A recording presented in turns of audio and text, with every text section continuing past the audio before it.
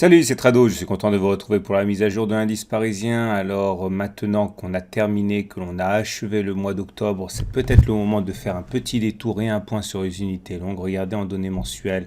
Souvenez-vous, je disais la semaine dernière encore au plus fort de la tempête que la Bollinger inférieure et la Kijun mensuelle étaient là pour faire rempart, et je précisais que les dernières fois où la confrontation avait eu lieu, que ce soit avec la Bollinger inférieure ou avec la Kijun, eh bien ces deux remparts contre la baisse avaient tenu. Et voyez, une fois de plus, il faut toujours prendre soin d'étudier les données mensuelles. Quand le tableau se brouille à court terme, les données mensuelles et données hebdomadaires permettent d'être généralement de bonnes conseillères. Et une fois de plus, donc la Kijun et la Bollinger inférieure ont tenu. Donc, pour l'instant, en données mensuelles, la tendance, on l'a déjà dit, est certes affaiblie, mais toujours haussière au regard du nuage Ichimoku qui monte, et au regard également du fait que nous soyons dans ce grand canal rouge ascendant. Maintenant, il est vrai qu'au regard de la moyenne mobile à 20 mois, la tendance n'est plus haussière, elle est cassée, elle est neutre. C'est pour ça que je dis que la tendance globalement est haussière mais affaiblie. On descend d'unité de temps, on regarde les données hebdomadaires, et les données hebdomadaires sont en train de montrer que l'on préserve cette zone ici de support qu'on a également mentionné. C'est pour ça que j'insiste toujours sur les unités longues. Il y a bien eu cassure du support de moyen terme ici, mais si on termine au-dessus ou à l'intérieur de cette zone de support, ce sera simplement une fausse cassure à laquelle on aura eu droit, et donc il est trop tôt pour parler de tendance baissière en données hebdomadaires. Je préfère voir une tendance pour l'instant qui est globalement neutre, même si très attaquée.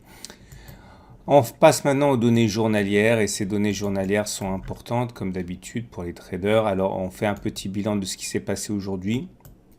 Pas grand chose sur les fondamentaux, puisqu'on retient essentiellement des très mauvais chiffres, des chiffres qui témoignent d'un ralentissement important aux États-Unis, en Europe, en Chine. Bon bref, il semble que l'économie mondiale soit partie pour respirer un petit peu après un cycle de croissance très important, et c'est globalement l'élément le plus important auquel on a eu. Alors Monsieur Monsieur Trump s'est fendu d'un tweet pour dire qu'il avait conversé avec le président chinois, que ça s'était très bien passé. Bon, autant dire que il n'y a pas eu énormément de choses à se mettre sous la dent, et on en a profité pour consolider un petit peu la formidable hausse de mercredi avec une petite baisse symbolique de 0,15%. Alors voilà où on en est.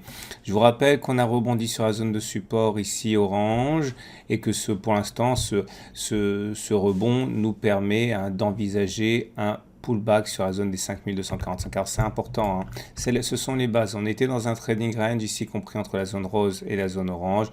On a oscillé, on a cassé ici. On a fait un plus bas, et il est tout à fait classique d'avoir éventuellement en retour un pullback sur la zone des 5245, 5320.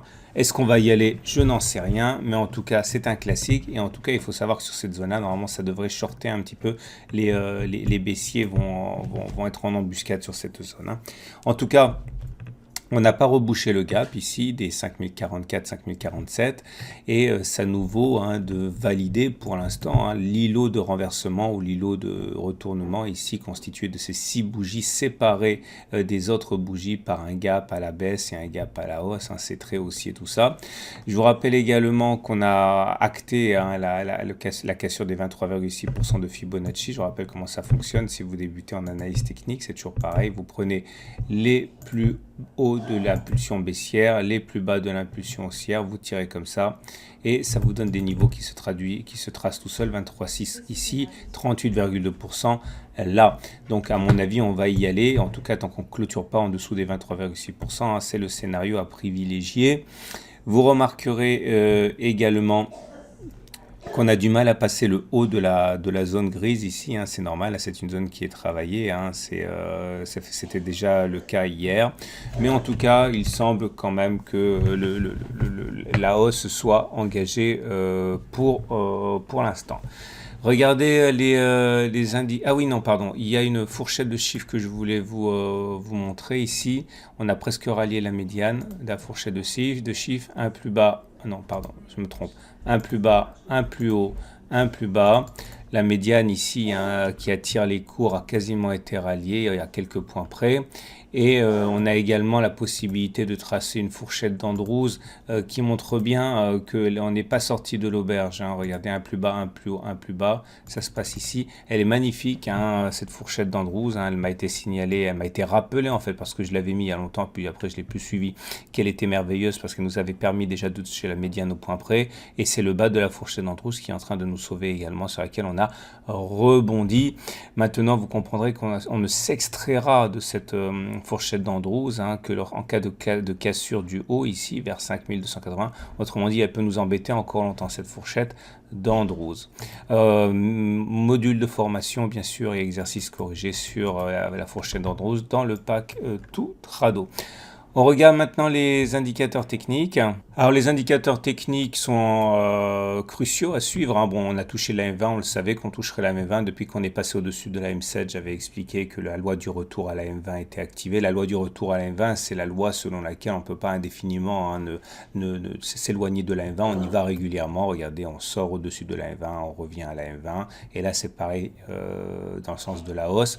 Il faut donc absolument toujours garder ça à l'esprit. Hein. Plus on attend, plus la loi du retour à la M20 va jouer et plus il est dangereux en fait hein, de spéculer contre cette loi du retour à la M20. Donc maintenant c'est fait. Maintenant regardez la M7 qui monte, ça veut dire qu'elle jouera un rôle de support lors de la prochaine attaque normalement. Vous noterez également qu'elle se rapproche, la M7 et la M20, et ça sera l'occasion pour nous de suivre le fameux balai M7-M20 que je suis de près. Pour l'instant on pourrait avoir un croisement haussier faible ou on pourrait avoir un non-croisement baissier avec application fortement baissière. On suivra ça de près. Résultat des courses dans probablement 3-4 séances.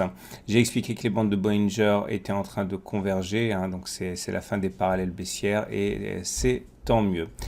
On regarde maintenant l'Ishimoku comme d'habitude et l'Ishimoku nous montre deux choses. La première c'est que la tendance est baissière, vous voyez le nuage est descendant, les cours sont en dessous du nuage de la Greenspan, en dessous des cours, tout ça, ça veut dire que c'est baissier. On va voir si les cours arrivent à aller jusqu'à 50% de Fibonacci. Cette zone des 50% de Fibonacci qui correspond également à la Kijun hein, devrait être mise à profit par les baissiers pour attaquer, hein, d'autant que ça correspond hein, globalement à la zone objective que l'on a, hein, le pullback sur les 5245. Au-delà, pas grand-chose. Hein. Je vous souhaite une très bonne journée. Donc, vous l'avez compris, hein, je pense que pour l'instant, on a encore du potentiel haussier. Je vous souhaite une très bonne journée. Je vous dis à demain pour la mise à jour. Et n'oubliez pas d'aller sur le site pour l'approfondissement dans le texte et également avec la matrice de trading pour la dernière séance de la semaine.